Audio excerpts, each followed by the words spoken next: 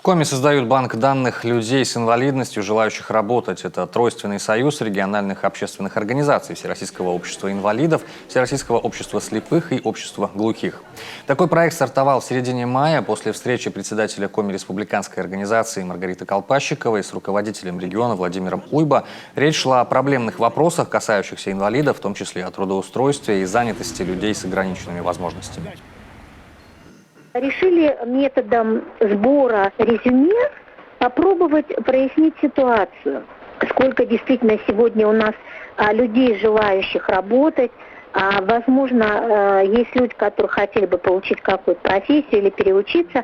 И второй вопрос – это желание людей с инвалидностью активно заниматься общественной деятельностью. Потому что нам тоже нужны активисты, нам тоже нужны люди, которые молодые, продвинутые, люди, которые могли бы быть полезны обществу, и сами могли бы жить очень активно.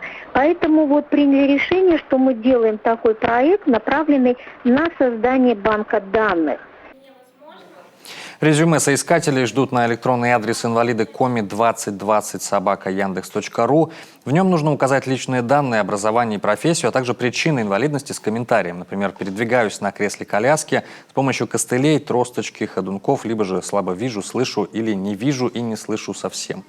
В конце резюме необходимо дать согласие на обработку персональных данных. В обществе подчеркивают, что это не гарантирует трудоустройство, но дает шанс найти интересную работу.